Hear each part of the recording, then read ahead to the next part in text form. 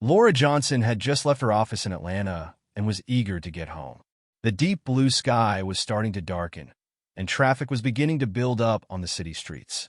She walked along the sidewalk, the heels of her shoes echoing on the pavement as she held her purse close to her body. Laura was distracted, thinking about the dinner she would prepare for her and Michael, her husband. The car lights flashed rapidly by her side, and she heard the siren of a police car approaching. Paying little attention, she continued walking until the siren stopped and the car screeched to a halt right next to her. A police officer stepped out of the vehicle. It was Officer Ryan Miller, a tall man with light brown hair and a stern expression. He approached Laura with a suspicious look. "Good evening, ma'am. May I see your identification, please?" Miller asked, his voice dry and direct. Laura raised an eyebrow, surprised by the abrupt approach. "I haven't done anything wrong, officer. Why do you need my identification?" Miller's gaze hardened. "I asked for it, not for a discussion. Identification now." Laura sighed and fumbled through her purse.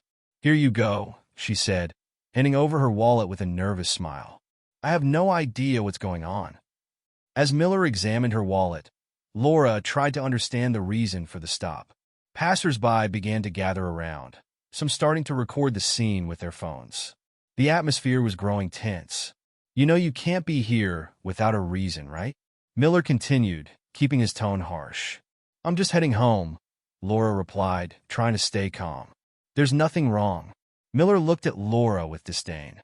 "Apparently, you have a disrespectful attitude. That could be a problem." Laura frowned. "I'm just exercising my right to walk down the street. There's no need for hostility."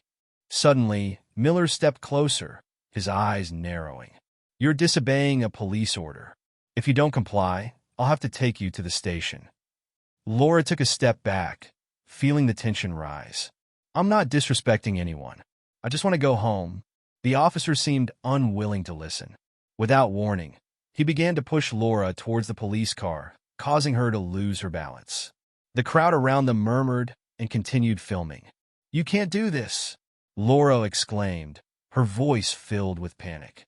"This is becoming more complicated than it should be," Miller said, starting to put handcuffs on Laura. A man in the crowd, visibly concerned, shouted, "Hey, you can't do this to her! What did she do wrong?" Miller ignored the man and continued with the procedure. Laura tried to resist, but the officer's strength was enough to force her into the police car. As the car pulled away, Laura looked out the window at the crowd of people witnessing the event. Her mind was racing, uncertain of how this would affect her life. As the police car disappeared into the night, the scene was recorded and quickly spread across social media. Little did Laura know that this incident would change her and her husband's lives in ways they could never have imagined. Laura sat in the cold, stark cell at the police station, her mind racing over the recent incident. The room was small, with a single metal bench and a table, and it smelled of disinfectant mixed with the tension of the place. Her thoughts were in turmoil, and the sense of injustice was overwhelming. Meanwhile, outside, Michael Johnson had just arrived at the station after receiving a call from a friend who had witnessed the incident. His heart was pounding as he walked up to the front desk. "Good evening," Michael said, trying to keep his composure. "I'm Michael Johnson. My wife, Laura Johnson, was brought in here. What's going on?" The desk clerk, a middle-aged woman with a tired expression, looked at him with a sympathetic gaze. "Mr. Johnson, let me see what I can find out." "Please, wait a moment." Michael waited nervously. It wasn't long before Officer Miller appeared, his face set in a cold expression. He seemed annoyed to see Michael, perhaps because he hadn't expected the case to draw this much attention. "Miller," Michael called, his voice tense. "What's happening here? Why is my wife being detained?" Miller looked at Michael with disdain. Mrs. Johnson was detained for disobeying a police order and resisting. It was an unfortunate incident, but necessary to maintain order. Michael frowned, his face turning red with frustration. "She did nothing to deserve this. I saw the videos that were posted. You were completely out of line." Miller crossed his arms, clearly irritated by the accusation. "I was just doing my job. She challenged authority, and there were consequences." Michael was stunned by the officer's attitude. Are you saying she deserves this just for questioning your approach? This is abuse of power. Miller didn't respond. He simply turned and walked away, leaving Michael seething. Michael then contacted a civil rights attorney he knew, a man named David Reed, who quickly arrived at the station. "Michael, I heard what happened. We'll make sure this doesn't go unpunished," David said with a firm and reassuring tone. "Let's see Laura now and start the process to get her released." David and Michael were led to the cell where Laura was held. When Laura saw Michael enter, tears filled her eyes, and she immediately stood up, rushing to embrace him. "Michael," Laura said, her voice choked with emotion. "I don't know what to do. They treated me like a criminal." Michael hugged her tightly. "I know, sweetheart. We'll get this sorted out. We've got a lawyer, and he'll handle everything." David looked at Laura with sympathy. "Laura, we'll get you out of here. We'll also take legal action against Officer Miller. This isn't a straightforward case, but we have enough evidence to file a lawsuit." Laura nodded, still trembling with anger and fear. "Thank you, David. I just want this to be over." David and Michael worked quickly to secure Laura's release. After a few hours of negotiations and legal procedures, Laura was finally freed, but the incident had left a deep mark on all of them. As they left the police station, Laura and Michael were swarmed by reporters and cameras. The situation was drawing national attention, and the media coverage showed no signs of dying down. Laura knew the road ahead would be tough, but she was determined to seek justice, not just for herself, but for everyone facing similar abuses. Laura and Michael Johnson's home, an elegant residence in the Buckhead neighborhood of Atlanta, was quieter than usual. Morning light filtered through the linen curtains, creating a disquieting contrast with the tension that hung in the air. Laura sat at the kitchen table, her gaze distant and unfocused. Michael was on the phone with attorney David Reed, trying to manage the flood of media calls and requests that were inundating their home. "I understand, David," Michael said into the phone, his voice tense. "We'll do whatever it takes to ensure this case gets the attention it deserves." David Reed's voice on the other end was firm. "Michael, it's crucial that we stay calm and clear-headed. We have a strategy, but the pressure will be intense. We need solid evidence and ongoing community support." Michael nodded, even though David couldn't see him. "Got it. I'll prepare a statement for the press and make sure all the documents are in order." When Michael hung up, he approached Laura, who was lost in her thoughts. He knelt beside her and took her hand. "How are you holding up?" Michael asked, his concern evident. Laura sighed deeply, struggling to find words to express how she felt. "I'm still in shock. I never imagined something like this could happen. It's like my whole life has been turned upside down." Michael squeezed her hand more tightly. "We're going to face this together. We'll make sure Officer Miller is held accountable for what he did. We have the community's support and David on our side. We'll get justice." Before Laura could respond, Michael's phone rang, interrupting the moment. He glanced at the screen and saw an unknown number. He answered. "Johnson here," he said, trying to sound as professional as possible. The voice on the other end was that of local reporter Alice Thornton, known for her investigative work. "Mr. Johnson, this is Alice Thornton from the Atlanta Times. I'd like to interview you about the incident with your wife. What can you tell me about it?" Michael hesitated for a moment, knowing it was important to keep the narrative controlled. "Alice, I can't discuss many details at this time. However, I can assure you that we're seeking justice and that the case is being handled with the seriousness it deserves. Our priority is to ensure that everyone involved faces the consequences of their actions." "I understand," Alice replied, her voice full of curiosity.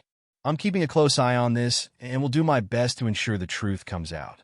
After hanging up, Michael turned back to Laura, who was watching him closely. "The media is starting to get involved. It could be a good thing, but it might also bring more pressure." Laura gave a small smile, determination shining in her eyes. "I want the world to know what happened. If it helps prevent others from going through the same thing, then it's worth it." Michael nodded. "We'll need a lot of strength and courage to get through this, but I know you have both." As the morning wore on, Michael and Laura began receiving visits from friends and family coming to show their support. Among them was Carla, Laura's best friend, who arrived with a cake and a comforting smile. "Laura, I heard everything that happened, Carla said, hugging Laura warmly. I'm here for whatever you need. Laura thanked her, feeling a temporary relief with the presence of someone she knew and trusted. Thank you, Carla. It means a lot to me. As the afternoon approached, the public pressure on the case intensified. The incident was becoming a symbol of injustice and police abuse, and Laura and Michael were at the center of this storm. But with the help of their attorney and the support of the community, they were determined to fight for justice and turn their pain into a movement for change. The next morning arrived with a heavy atmosphere in Atlanta. Laura and Michael Johnson were at home, trying to come to terms with the latest twists in their situation. The media continued to cover the case relentlessly, and the tension in the house was palpable. Michael was in the office, reviewing documents and press releases, when the doorbell rang. He got up to answer it. Opening the door, Michael found a man in a dark suit with neatly trimmed hair. It was Police Chief Richard Evans, a respected figure in the community known for his firm stance on police reform. Mr. Johnson, may I come in? Evans asked, his voice carrying a serious tone. Michael nodded, allowing the police chief to enter. Of course, Chief Evans. Thank you for coming. The two men headed to the office, where Michael offered a seat to the visitor. Please have a seat. What can I do for you? Evans settled into the chair and began speaking with a grave tone. I'm here to discuss the incident involving Officer Miller. I've been informed that he was involved in a case that could have serious implications for our police force. Michael frowned. Yes, that's true. And you probably know by now that he's an officer under your supervision. Evans nodded. Yes, I'm aware of that. However, there's something more you need to know. Officer Miller isn't just any officer on my team. He has a problematic history, and there's a direct connection to you that I need to clarify. Michael was intrigued. What connection would that be? I've learned that you and Miller have a more personal connection than we initially thought. Evans began, hesitating. Miller is a subordinate of yours, and that complicates the situation even further. Internal investigations have revealed that he had a series of unresolved complaints, but nothing as severe as what happened with Laura. Michael felt a knot in his stomach. That's exactly what I feared. This man acted with total disregard for the law and human dignity. Evans looked at Michael with sincere eyes. I understand your frustration. We're committed to ensuring this situation is handled with the utmost seriousness. Miller will be thoroughly investigated, and his actions will be held accountable. As the conversation continued, Laura was in the bedroom, where Carla was keeping her company, trying to offer comfort. The phone rang, and Carla answered, listening to a message from David Reed. Laura, this is David. We have an important update. The investigation revealed that Officer Miller already had a series of unresolved complaints. This could be crucial for our case, David explained. It's important that you and Michael are aware of this and prepare for the next steps.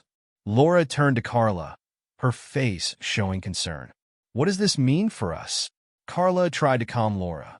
It means the case is gaining more traction. And with the direct connection between Michael and Miller, this could be an opportunity to push even harder for justice. Laura nodded, feeling a bit more strengthened by the information. So, what do we do now? Carla gave an encouraging smile. Now, you need to focus on staying calm and let David and Michael handle the legal details. Justice will be served. Back in the office, Michael and Chief Evans wrapped up their conversation. Evans made one last statement before standing up to leave. Michael, understand that we're taking steps to address this situation. The integrity of our police force is our priority, and we will not tolerate abuses of power.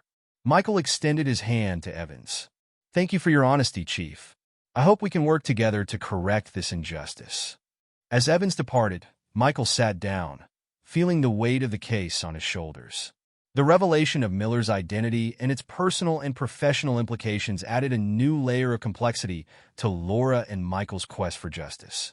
Laura, feeling a bit more hopeful, began to envision a path where truth and justice could prevail despite the challenges. The battle was just beginning, and both were determined to see the case through to the end. The morning sunlight streamed through the windows of David Reed's office, where Laura and Michael were meeting with their attorney. The atmosphere was charged with tension, but also with determination. David had called the meeting to discuss the next steps in the case against Officer Miller. "Good morning, Laura, Michael." David greeted them with an encouraging tone, though his expression revealed the seriousness of the situation. "Let's go over the plan we've prepared to move forward with the case." Laura and Michael took their seats, both showing signs of anxiety and anticipation. David began outlining the strategies. "We have a strong case," David started. "The evidence from the incident is clear, and the revelation about Officer Miller's history only strengthens our position. Our goal now is to demonstrate not only what happened to Laura, but also the systemic failure that allowed this abuse to occur." Michael spoke up, his voice firm. "What do we need to do to ensure that justice is served? I don't want this to end in a simple settlement or a superficial decision." David nodded, understanding Michael's concern. "First, we'll seek testimony from witnesses who were present during the incident. We need to gather all the videos and photos that were recorded. Additionally, we'll call on experts to testify about the excessive use of force." Laura, with tears in her eyes, asked, "What about the emotional and psychological impact this has had on me? Will that be considered?" David responded with empathy. "Yes, Laura. We'll present medical documentation and testimonies from health professionals to show the impact this incident has had on your life. It's crucial for the court to see the full extent of the damage caused by this abuse." Michael looked at Laura, seeing the pain in her eyes. "We're in this together, Laura. We're going to fight for you and for everyone who's gone through the same thing." Laura gave a small smile, finding some comfort in Michael's words. "I know I'm not alone in this. Thank you for being here." As the meeting continued, David's phone rang. It was an important call from a journalist seeking an exclusive interview about the case. "David, I understand the media's importance, but what can you tell me about this?" Michael asked after David's conversation with the reporter. David returned to the table with a thoughtful expression. "The media can be a double-edged sword. On one hand, it can help keep pressure on the system and increase the case's visibility. On the other, it can complicate the presentation of the case in court if not managed correctly." Michael pondered this. "We need to find a balance. The truth needs to be told, but in a way that doesn't undermine our case." "Exactly," David agreed. "We'll organize a press conference so we can control the narrative. You and Laura can make a brief statement, emphasizing your quest for justice and the impact of the incident without going into too many details." The following week, the press conference was scheduled. Laura and Michael prepared for the event, reviewing their statements and getting ready for the press questions. When the day arrived, the room was packed with reporters and cameras. David approached Laura and Michael before the conference started. "Remember, the goal is to show humanity and determination. Don't let the pressure get to you." Laura took a deep breath and took the microphone first. "Thank you for being here. What happened to me was an abuse of power. I'm here to seek justice. Not just for myself, but for everyone who has gone through similar situations. My husband and I are committed to fighting for real change." Michael took the microphone after her. "I appreciate the community's and media's support.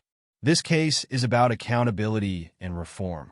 We are determined to see this through to the end and to ensure that such abuse never happens again." Laura and Michael's words were met with a mix of support and criticism.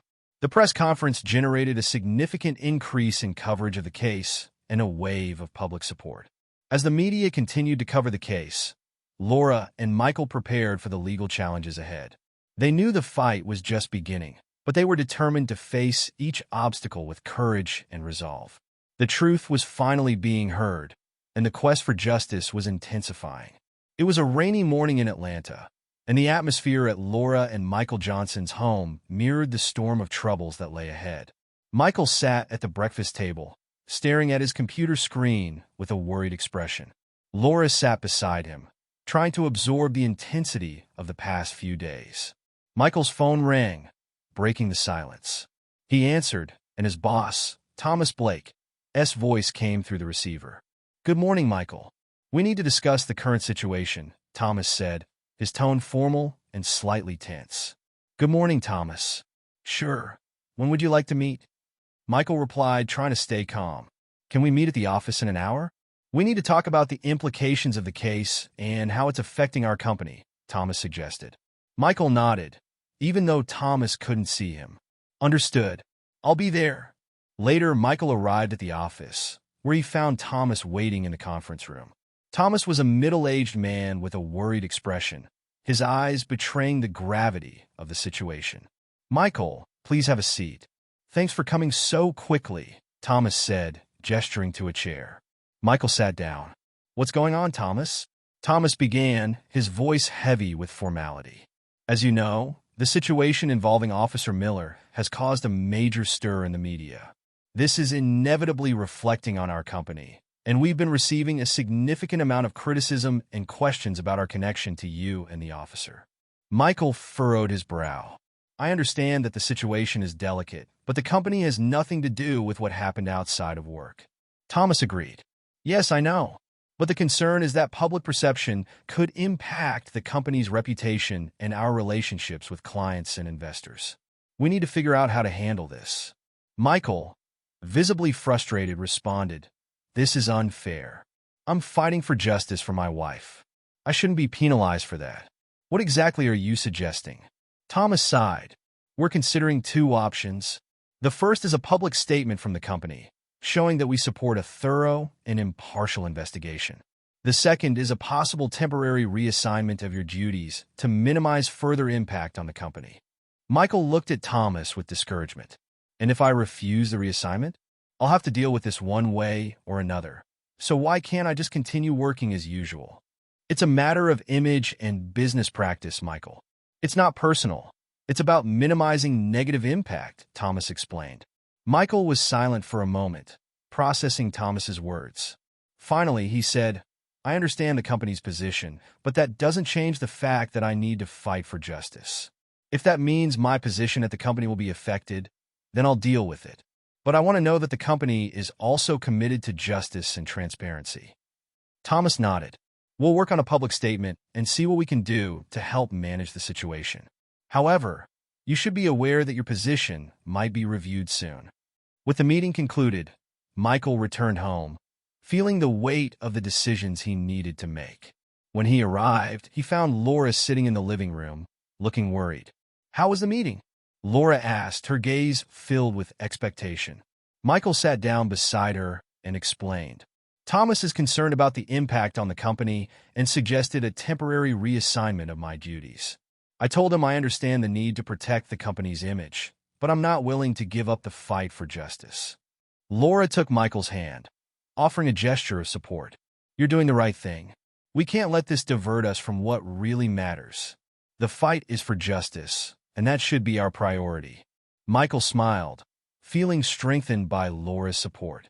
"Thanks, love. We'll keep fighting. The justice we seek isn't just for us, but for everyone who faces abuses like this."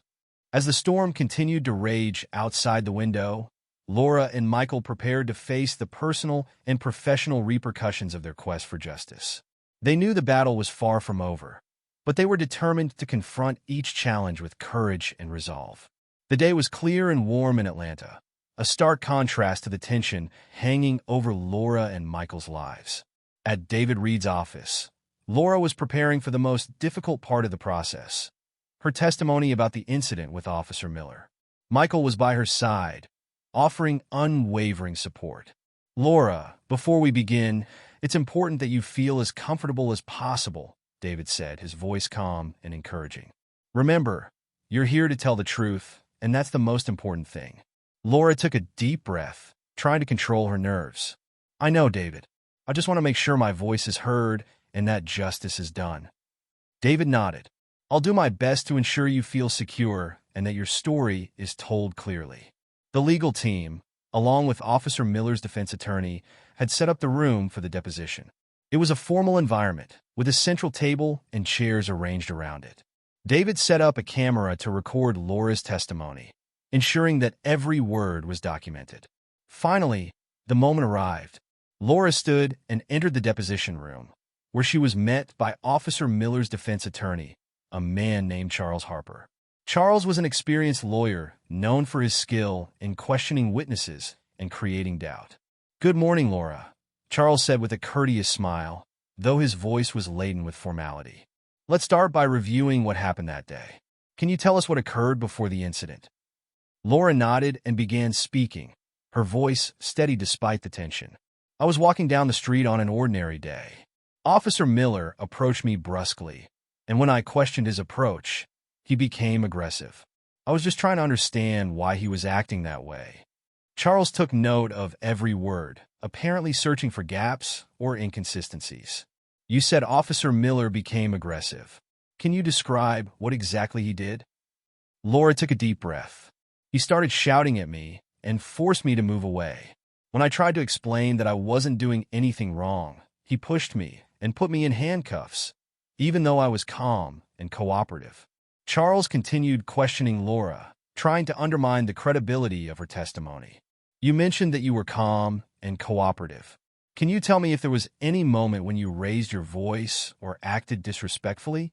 Laura maintained her composure. No, I didn't raise my voice. I was just trying to understand the situation. The officer's behavior was completely disproportionate. Michael watched from outside the room, feeling the tension rise with each question. He knew how difficult this was for Laura, but he was confident that her truth would prevail. After the deposition, Laura left the room, visibly exhausted. Michael immediately approached her, enveloping her in a comforting hug. You did well, Laura, Michael said sincerely. You stood firm and spoke the truth, and that's what matters most. Laura looked at Michael, her gaze a mix of exhaustion and relief. It was harder than I expected, but I feel like I told the truth, and that's what counts. David entered the room with an encouraging expression. Laura, you did an excellent job. Today's testimony is a crucial part of the process. The defense tried to undermine your testimony, but you were clear and consistent. Now, we need to prepare for the next step. Laura and Michael went home, where they found a supportive and calm environment. The fight was far from over, but each step forward was a victory in their quest for justice. The experience of the deposition was just one part of the process, but Laura's determination and courage were helping to shape the path to the truth. As night fell over Atlanta, Laura and Michael sat together in the living room, reflecting on the day's events. The journey ahead was still long and full of challenges, but they were determined to face each obstacle with resilience and hope. The truth was being revealed, and with each step, their quest for justice was getting closer to realization.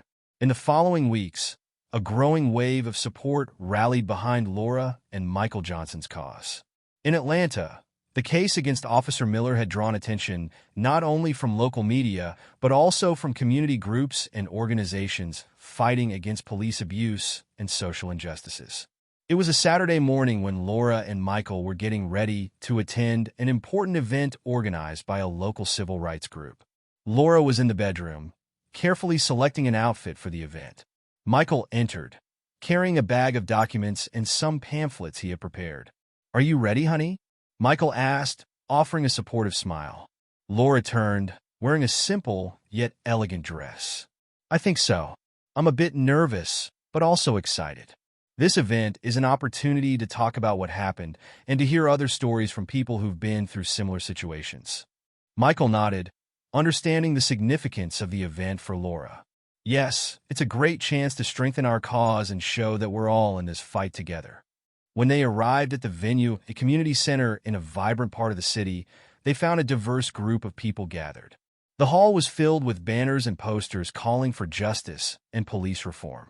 The event began with a series of speeches from community leaders and activists. Laura and Michael were greeted by Carla, who was helping with the event's organization. Laura, Michael, it's great to see you here.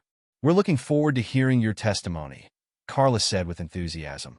Laura smiled at Carla, feeling supported. Thank you, Carla. It means a lot to us.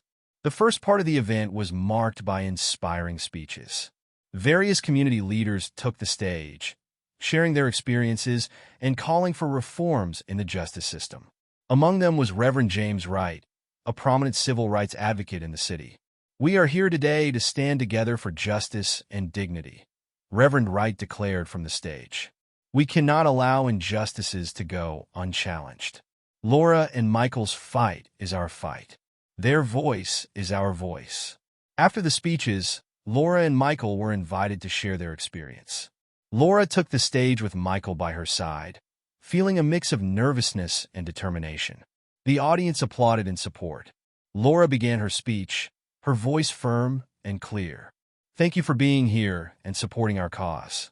What happened to me isn't just an isolated case. It's a reflection of a system that needs change.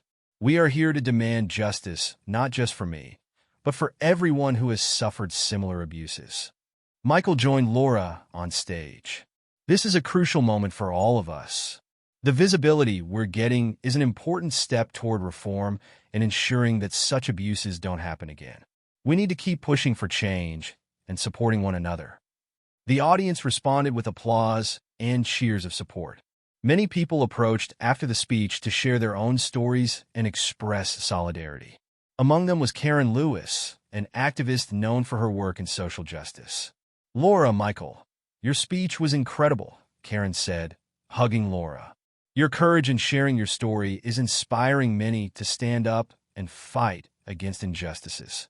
Laura thanked Karen, visibly touched by her words. "That means a lot to us. We're trying to do what we can to make something good come out of this painful experience." As the event continued, Laura and Michael connected with others in the community, forming alliances and receiving ongoing support. The atmosphere was filled with hope and determination. They knew there was still much to be done, but the growing community support provided a valuable boost to continue their fight. As the sun set over Atlanta, Laura and Michael returned home, feeling a renewed sense of purpose.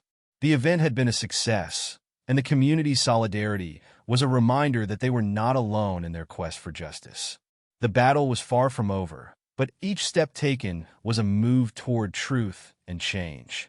Laura Johnson's case against Officer Miller continued to draw media and community attention in Atlanta. As the trial approached, preparation for the courtroom intensified. On a rainy afternoon, Laura and Michael were in David Reed's office, discussing the final details before the hearing. David was reviewing a stack of documents when he looked up at Laura and Michael. "We're just days away from the trial. We need to make sure everything is ready to present the best possible case. Today, we'll go over the final strategy and make sure we haven't overlooked anything." Laura, with a worried look, asked, "David, what can we expect during the trial? I'm nervous about having to relive all of this again." David reassured her, "I understand your concern. In court, you'll be called to testify again, and the goal is to present a clear and consistent account. The defense will try to shift focus to other issues, but our team is prepared to address that." Michael interjected, looking serious. "What about the impact the media might have during the trial? The coverage has been intense, and I'm worried about how it might influence the process." David nodded. "The media can certainly have an impact. We'll try to minimize any external influence, but public coverage can bring both support and challenges. Our focus will be on making sure the evidence and testimony speak for themselves." With the final details discussed, Laura and Michael prepared for the next step.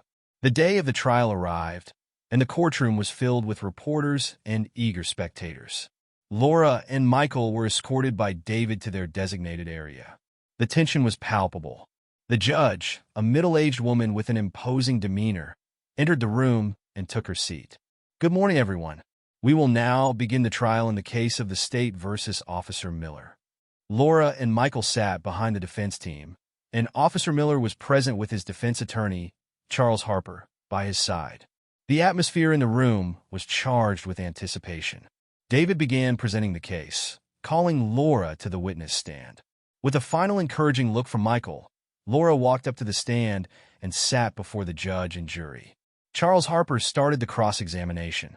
"Laura, can you tell us again what happened on the day of the incident with Officer Miller?" Laura took a deep breath and began speaking, her voice more confident now. "I was walking down the street when Officer Miller approached me. He asked me to step away, and when I questioned why, he became aggressive. He pushed me and handcuffed me without any reasonable cause." Charles continued to press. "You claimed that Officer Miller was aggressive. Do you have any evidence that he actually acted inappropriately?" Laura responded firmly. "There are witnesses who saw what happened and surveillance footage from the nearby store. The officer's behavior was recorded, and it's clear he used excessive force." The cross-examination continued with Charles, trying to undermine Laura's testimony. However, David was well prepared and presented evidence and witnesses that supported Laura's version of events. After Laura's cross-examination, David called additional witnesses to the stand, including a store employee who had filmed the incident. The employee, Jennifer Collins, was called to testify. Jennifer described what she had seen in clear detail. "I was working at the store when I saw Officer Miller approaching Laura. He seemed extremely angry, and his approach was completely disproportionate. I filmed part of the incident on my phone because I felt something was wrong." With Jennifer's testimony and the presented evidence, the case was becoming increasingly solid. The judge and jury were clearly impacted by the evidence. By the end of the day, Laura felt exhausted, but relieved to have shared her story again. Michael met her in the hallway, offering a comforting hug. "You did an amazing job today, Laura," Michael said, his tone filled with admiration and support. "We're one step closer to justice." Laura smiled, though visibly tired. "I hope the jury sees the truth. We're giving it our all, and that's what matters." As they left the courthouse, Laura and Michael were aware that the path to justice was still far from complete. However, the growing confidence in their case and the support from the community gave them hope and determination to continue fighting until the truth prevailed. After weeks of intense testimonies and legal arguments, the trial of Laura Johnson against Officer Miller was finally nearing its conclusion. In a sleek law office in downtown Atlanta, Laura and Michael sat with David Reed, eager to hear the final developments before the verdict. "Laura, Michael," David began, his voice heavy with seriousness, "the trial has reached its final stage. The jury has started deliberations, and while we can't predict the outcome, we've done everything we could to present a strong case." Laura, visibly tired, asked, "What should we expect now? What happens while the jury deliberates?" David answered with a mix of optimism and realism. "While the jury deliberates, you and Michael need to wait for the final decision. They will discuss all the evidence and testimonies presented and come to a verdict. This could take a few hours or even days." Michael, looking worried, asked, "What if the verdict isn't favorable? What can we do?" David sighed, understanding Michael's anxiety. "If the verdict isn't favorable, there are still options for appeal and other legal actions that can be taken. However, let's wait and see what the jury decides. Our priority now is to stay calm and wait." As the team prepared for the wait, Laura and Michael decided to spend some time at a nearby cafe, trying to distract themselves from the tension. They talked about the trial and life outside the courtroom. "Do you think we did enough?" Laura asked, looking at Michael with a mix of hope and apprehension. Michael took Laura's hand, giving it a reassuring squeeze. "Yes, we did everything we could. We put the truth out there and fought for justice. No matter the outcome, you stood firm and brave." Laura smiled faintly, feeling a bit relieved by Michael's words. "I hope the jury sees the truth and does the right thing." After a few hours, Michael's phone rang. It was David, calling to inform them that the jury had reached a verdict. "Laura, Michael," David said on the phone, "the jury has reached a decision. They're ready to announce the verdict. We need to go to the courtroom immediately." Laura and Michael returned to the courthouse with a mix of nervousness and hope. When they arrived, the room was filled with reporters and spectators. The judge entered and asked everyone to take their seats. The moment of the verdict was about to begin. The judge looked at the jury. "The jury has reached a verdict. Please read the decision." The jury foreman stood up and read the decision. "In the case of the state versus Officer Miller, we find the defendant guilty of excessive use of force and inappropriate conduct." A murmur of surprise and relief swept through the room. Laura felt a wave of emotions as the jury's words echoed in her ears. Michael held Laura's hand, feeling a mix of relief and joy. The judge then turned to the room. "Officer Miller will be sentenced according to state laws. The sentencing will be determined at a later date." After the verdict was read, Laura and Michael were surrounded by reporters eager to comment on the outcome. David stood by their side, offering congratulations and support. "You did an excellent job," David said with a satisfied smile. "The verdict is a significant victory. Although the sentencing still needs to be determined, The officer's guilt has been established. Laura, still emotional, said, "It's a relief. It's good to know the truth was recognized and justice was served." Michael added, "We're grateful for everyone's support and the dedication of the legal team. This victory isn't just ours, but for everyone fighting for justice." As they left the courthouse, Laura and Michael met with friends and family who were eager to celebrate the win. The jury's decision was an important milestone, but the journey was far from over. The impact of the court's decision still needed to be absorbed, and the final sentencing awaited them. Laura and Michael returned home, where they sat together, reflecting on the trial's conclusion and what lay ahead. The courtroom victory was an important step in their pursuit of justice, but they knew the fight for change and reform continued. The future was filled with possibilities, and the hope for a fairer system was stronger than ever. Following the guilty verdict in Officer Miller's trial, the focus now shifted to the sentencing phase. Laura and Michael Johnson faced a waiting period as the sentencing date approached. During this time, they continued to receive community support and worked with David Reed to prepare for the final phase of the legal process. On a clear, sunny morning in Atlanta, Laura and Michael were at David's office, reviewing the final details before the sentencing hearing. David, with a focused look, discussed the importance of the hearing. "Now that we have a guilty verdict, the sentencing hearing is when the judge will decide the penalty for Officer Miller," David explained. "We'll have the opportunity to present arguments on what the sentence should be. It's crucial that we demonstrate the impact of the officer's actions on you and the community." Michael, with a concerned tone, asked, "What are our options for arguing about the sentencing? How can we ensure the penalty is appropriate?" David responded, "We can present a victim impact statement, detailing how the incident has affected your life and the overall well-being of the community. The officer's defense will also have the chance to argue for a lighter sentence. We'll work to ensure the judge understands the severity of the situation." Laura turned to Michael. "I hope the judge considers the real impact this had on our lives.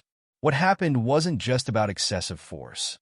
It was an abuse of power that deeply affected our trust in the system." Michael nodded. "Yes, it's important that this isn't seen as an isolated case, but as part of a larger problem that needs change." Finally, the day of the sentencing hearing arrived. Laura and Michael entered the courtroom, where they found a room full of reporters and observers interested in the final outcome. Officer Miller was present, with his lawyer Charles Harper by his side. The judge, who had presided over the trial, entered the room and took her place. "We will now begin the sentencing hearing. First, we will hear from the victims and their representatives." Laura stood and approached the witness stand to make her impact statement. She began speaking, her voice charged with emotion but firm. "Your Honor," Laura began, "what Officer Miller did affected my life in ways that are hard to express in words. The abuse of power and excessive force not only caused me physical pain, but also shook my trust in the police and the justice system. The sense of insecurity and fear I feel now is something I should never have to face." Laura continued, detailing how the incident impacted her daily life and mental health. The audience in the room listened attentively in silence. "It's crucial," Laura concluded, "that Officer Miller is held accountable not just for me to find some sense of justice, but to ensure that others don't face the same injustice I did." After Laura's statement, Charles Harper was called to present arguments for a lighter sentence for Officer Miller. He stood and addressed the judge. "Your Honor," Charles began, "we understand that the guilty verdict was the result of careful consideration. However, we ask the court to consider the situation in its full context. Officer Miller has a long career and no history of misconduct. We request that the sentence reflect a focus on rehabilitation rather than just punishment." Charles went on to argue that Officer Miller should receive a sentence that included additional training and a period of community service, rather than a significant prison term. When Charles finished, the judge thanked everyone and announced that the sentencing would be given at a later date. Laura and Michael, though anxious, were relieved to have had the opportunity to present their case. "I hope the judge understands the gravity of what happened and that the sentence reflects the seriousness of the case," Laura said after the hearing. Michael held Laura's hand. "You did an excellent job today. Now it's just a matter of waiting to see what the final decision will be." As they left the courthouse, Laura and Michael reflected on the challenges they faced and their hopes for the future. The sentencing of Officer Miller was still to come, but the impact of their statements and the support from the community gave them strength to continue fighting for justice and change. The day of sentencing had arrived, and Laura and Michael Johnson prepared for the final verdict in court. The tension was palpable as the courtroom filled with reporters, spectators, and community members. The judge, who had presided over all phases of the trial, was ready to announce the decision on the penalty Officer Miller would face. Laura and Michael sat in the front row, alongside David Reed, who was focused and attentive as the judge prepared to speak. The atmosphere was charged with anticipation and anxiety. The judge rose and began speaking with a clear and authoritative voice. We will now hear the sentence in the case of the state versus Officer Miller. Officer Miller was present, with his attorney, Charles Harper, by his side. The judge looked at Charles and Officer Miller before delivering the final announcement. The court has considered all aspects of the case, including the impact of the crime on the victim and the evidence presented, the judge began. Taking all this into account, Officer Miller is sentenced to 5 years in prison and 2 years of probation following his release. A murmur of surprise and discussion rippled through the room. Laura and Michael exchanged glances, both feeling a mix of relief and frustration. The sentence was significant but not entirely satisfactory, given the impact the incident had on their lives. David, sensing the tension, turned to Laura and Michael. The sentence is a victory, though not perfect. It's an important step in ensuring justice is served and that Officer Miller is held accountable. Laura, with a thoughtful expression, replied, I expected more, but it's a start. I hope this sets an example to prevent future abuses. Michael added, it's a relief to see that the court took the seriousness of the case into account. Now we need to keep pushing for reforms and support change in the system. After the hearing, Laura and Michael were approached by several reporters seeking comments on the sentence. They gave a brief statement, emphasizing the importance of the decision and their hope that the case would help drive meaningful change. We want to thank everyone who supported us throughout this process, Laura said to the press. The sentence is a step in the right direction, but the fight continues. It's crucial that we work to ensure everyone has access to justice and that cases of abuse of power are taken seriously. Michael added, we're grateful for the community's support and the dedication of our legal team. Accountability and justice are key to improving the system and preventing future injustices. As the reporters moved away and the courthouse emptied, Laura and Michael met with David and a few close friends. The atmosphere was more relaxed now, with a sense of closure and new beginnings. David, trying to lift their spirits, commented, you both were incredibly strong throughout this process. Now that the sentence is handed down, it's time to focus on how we can use this experience to make a positive impact in the community. Laura smiled, feeling a bit more relieved. Yes, I want to keep fighting for reforms and supporting others who face similar injustices. This experience has shown me how important it is to make a difference. Michael added, with an optimistic tone, we'll use what we've learned to help drive change and make our system more just for everyone. The fight doesn't end here, but we're better prepared for what lies ahead. Laura and Michael left the courthouse with a renewed sense of purpose. While Laura's case against Officer Miller was concluded, the journey to promote justice and reform was just beginning. They were determined to continue fighting for change and supporting other victims of abuse, using the visibility and impact of their case to make a difference. As they returned home, the sun was setting over Atlanta, symbolizing the end of one chapter and the start of new challenges and opportunities. Laura and Michael were ready to face the future with hope and determination, knowing that their fight for justice had contributed to a larger movement for a fairer and more accountable system.